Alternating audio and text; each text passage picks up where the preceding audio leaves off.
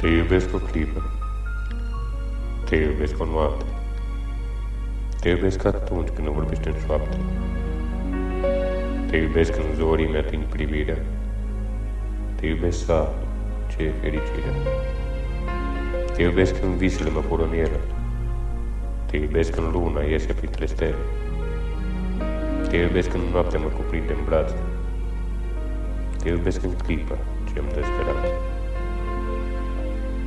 Te iubesc tăcut și te iubesc curat.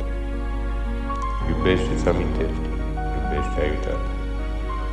Iubesc când îmi vorbești, iubesc atunci când taci. Te iubesc mai mult în toate câte faci. Te iubesc când norii grei de cer se adună. Te iubesc când tandru spui, noapte bună. Te iubesc când zorii dăruiesc dulceața. Te iubesc, bună dimineața. Te iubesc în vise, te iubesc pe tine. Te iubesc acum și în clipa care vine. Te iubesc din suflet, gândul mi-l ascult. Te iubesc mereu, din ce în ce mai mult. Dragostea nu moare niciodată. Niciodată. Dragostea rămâne în inimă curată. Tu ești fericirea, colțul meu de rai. Tu ești tot ce am, ești tot ce poți să-mi dai.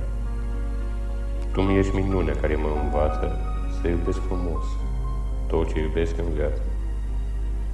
Tu deschizi o poartă fericirii mele. Tu mi-aduci în suflet lumină din stele. Te iubesc o clipă, te iubesc o noapte. Te iubesc atunci când îmi vorbești în șoapte. Te iubesc când zorii mi-ating privirea. Te iubesc să aflu ce e fericirea. Te iubesc în mine, mă îmbrac cu tine. Mă confund în lacrimi, ochii plâng, mi-e bine. Te iubesc ca ieri, ca o primăvară. Te iubesc din nou ca prima oară. Te iubesc oricât și te iubesc oricum. Am un singur suflet, am un singur drum. Trece peste mine timp și îmi doresc toată viața mea să te iubesc. Te iubesc cu clipă.